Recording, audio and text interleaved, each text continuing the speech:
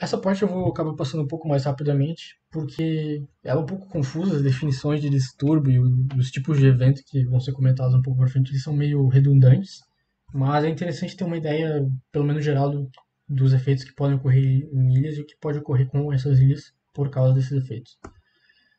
Bom, primeiro, distúrbio é qualquer evento no tempo capaz de remover organismos e abrir espaço para que outros organismos consigam colonizar, sendo esses organismos da mesma espécie ou espécie diferente.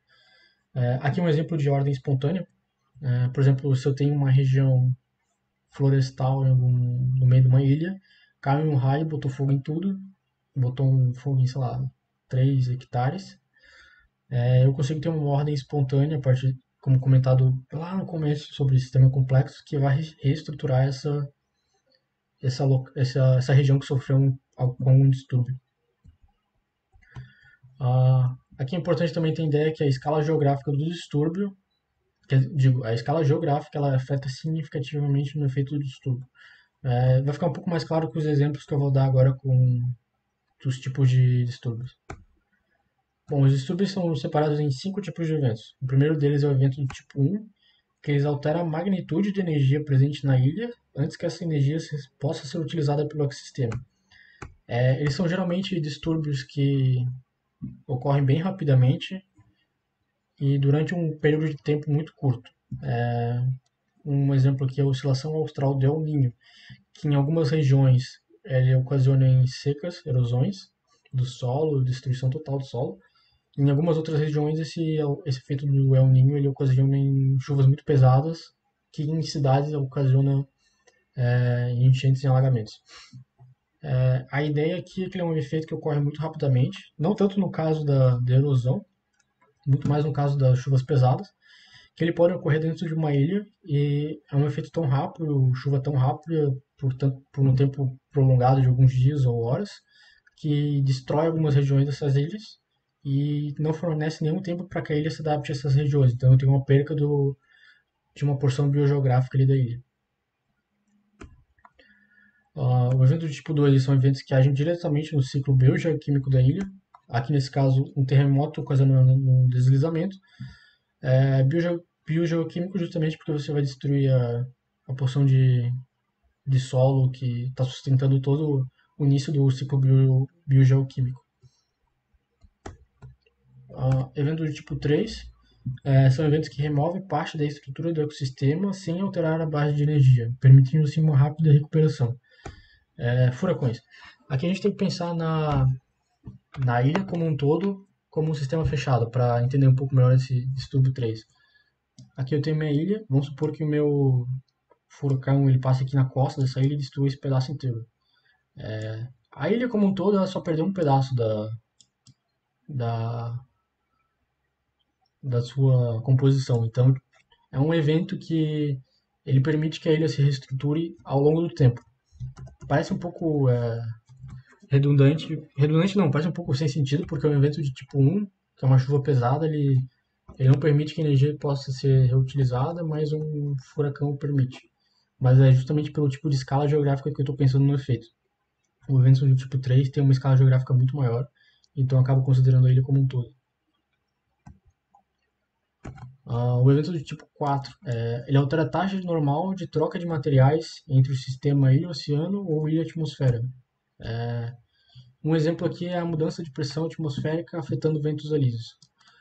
Ventos alísios, eles são ventos que partem de umas regiões que têm uma pressão de ar maior para regiões que têm uma pressão de ar menor. Esses ventos eles são contínuos e ocorrem continuamente, mas eles carregam com eles solo, material orgânico, minerais que podem ou não servir para própria composição do solo nessas ilhas. Enfim, eu imagino que todo mundo já tenha dado uma olhada naquele artigo da Nature, se não me engano, que fala sobre a areia do Saara chegando até a Amazônia. Então, ele foi carregado por ventos contínuos do Saara até a Amazônia. É basicamente essa ideia em relação ao tipo do evento.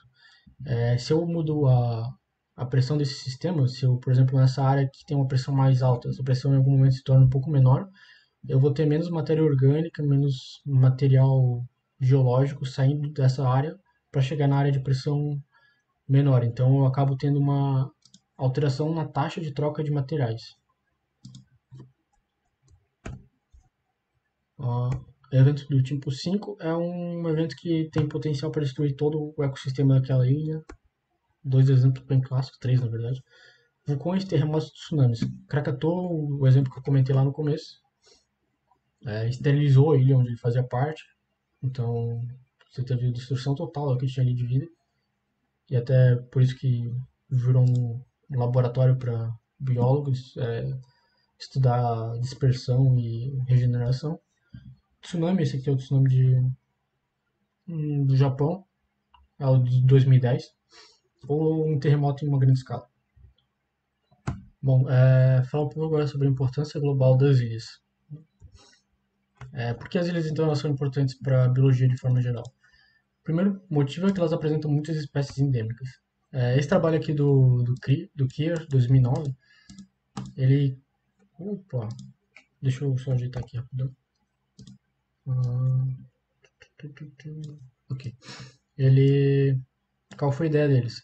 Foi relacionar a quantidade de espécies vasculares de plantas com a quantidade de espécies de algum determinado grupo animal. Aqui nesse caso é anfíbios, B répteis, C aves e D mamíferos.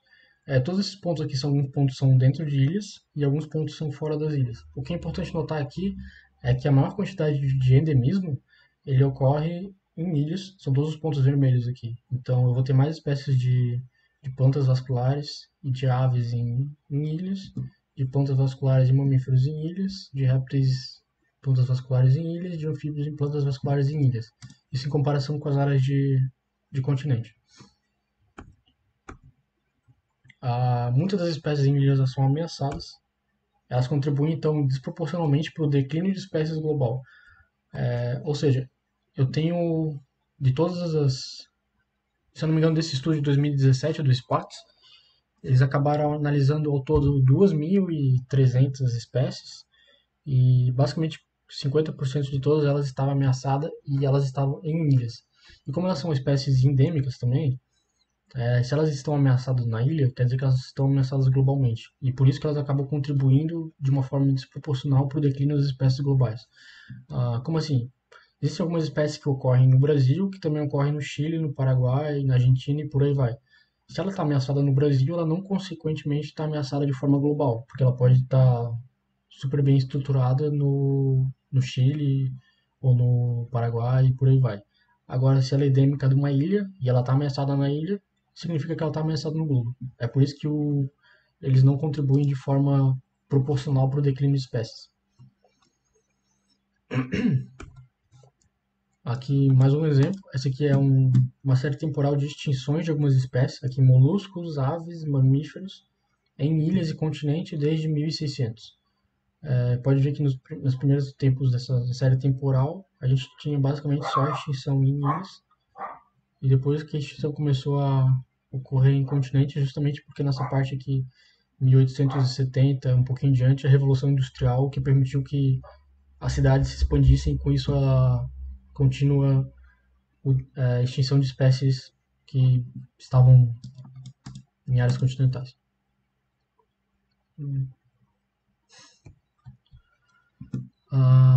O terceiro fator importante para ilhas é que elas possuem poucas espécies por área. Isso pode ser calculado por uma curva de especiária, só que nesse caso é uma reta. Então, assim, quanto maior a ilha, mais espécies essa ilha vai ter. Quanto menor a ilha, menos espécies ela vai ter. Aqui Cuba acaba tendo mais espécies, aqui são 100.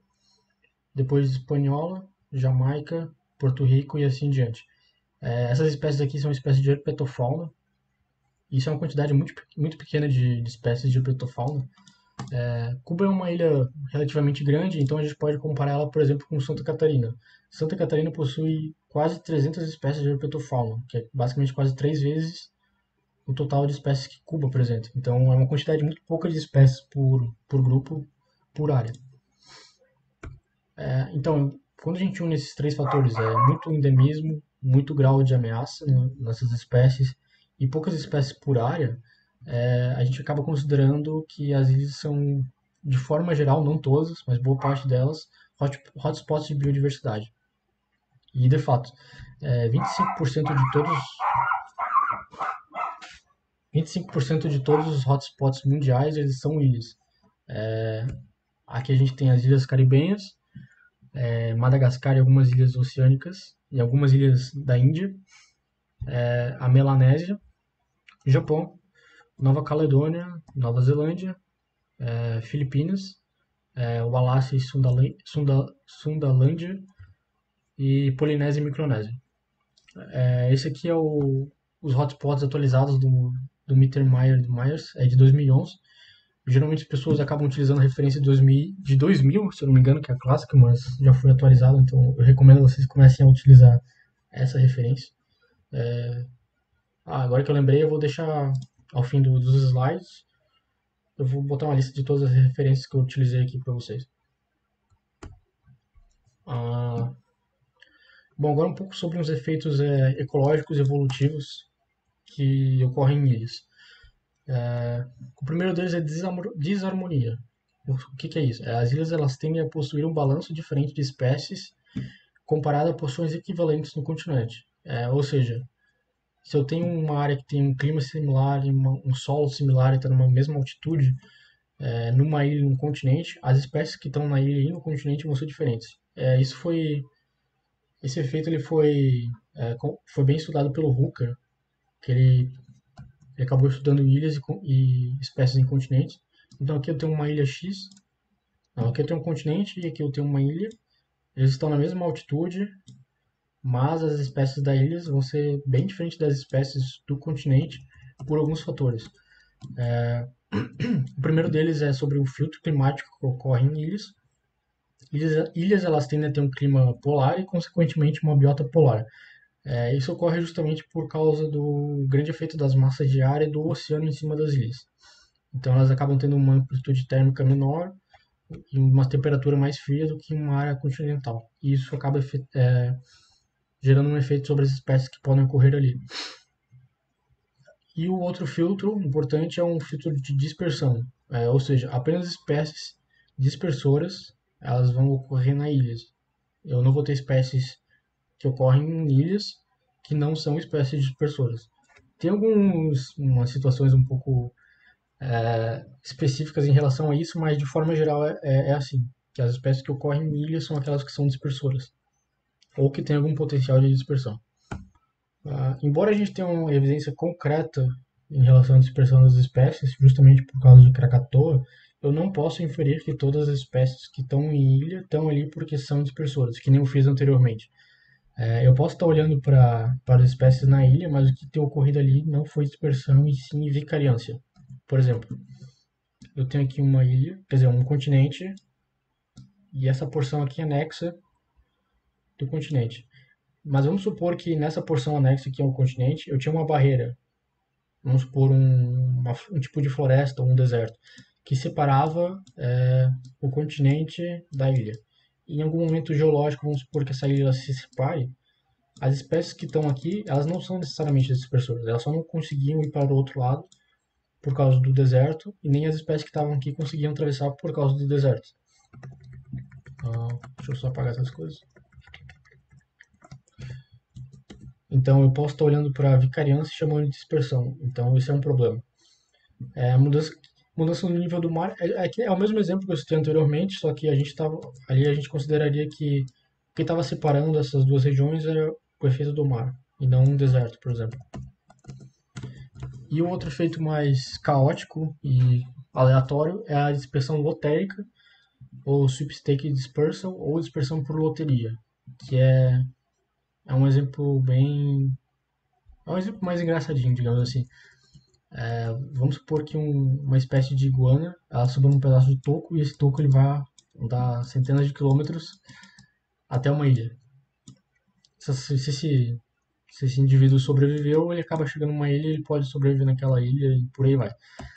Não tem nada a ver com qualquer capacidade que uma iguana tenha de atravessar o mar e sim com um fator bem aleatório que conseguiu botar essa iguana num lugar totalmente diferente. Então, algumas espécies que estão na ilha, elas podem ter sofrido esse efeito. Elas não necessariamente são dispersoras ou não necessariamente estão ali por algum motivo de vicariância no passado. A tabela aqui é rapidamente só algumas capacidades de alguns grupos taxonômicos de atravessar ilhas e mares, enfim. Alguns mamíferos maiores eles conseguem até 70 quilômetros atravessar o mar, mas o que a gente tem de mais dispersor aqui são samambaias, boa parte não, né? Algumas angiospermas, morcegos, pássaros, que são as espécies que conseguem, espécies não, grupos ou espécies que conseguem atravessar a maior quantidade de mar. Por fim, aqui é só um exemplo dos tipos de dispersão que essas espécies podem ter. Pode ser um tipo de dispersão aéreo passivo, algumas espécies leves que conseguem pregar carona em massas de ar. Pode ser um tipo de dispersão aérea ativa, ou seja, um passarinho bateu asa até a ilha. Pode ser aquática passiva, que seria no caso da minha iguana no pedaço de toco que está chegando na ilha. Não porque ela tem nenhum tipo de capacidade dispersora, mas sim porque ela conseguiu achar um toco que foi para ele. Ou pode ser uma dispersão aquática passiva, ativa, que são grandes, grandes peixes ou mamíferos aquáticos ou alguns répteis que ativamente nadam até as ilhas. Aqui só um pouco sobre plantas, dispersão pelo vento anemocoria, dispersão no estômago de algum animal endozoocoria, ou algum tipo de dispersão em que a semente, a flor ou o fruto ela ficou grudada nas penas, exozoocoria. Se for um coqueiro, um coco no meio da água, que saiu do continente e chegou na ilha, talassocoria. E é isso. Essa foi a aula geral de introdutória à biogeografia de ilhas. Na próxima aula vai ser comentado a parte mais, digamos assim, grosseira e pesada da biogeografia de ilhas, que são o modelo de equilíbrio e alguns outros modelos que o MacArthur e o Wilson estudaram em relação a ilhas, que são a parte do AUE, assim, da biogeografia das ilhas. E além disso, eu vou falar um pouco sobre como utilizar a biogeografia de ilhas na conservação. E eu espero encontrar algum tipo de atividade prática para vocês que o Gasper pediu para que eu colocasse uma atividade prática em relação à biogeografia de ilhas. Eu ainda não achei, eu espero achar, porque vai facilitar meu trabalho também. E é isso. Valeu.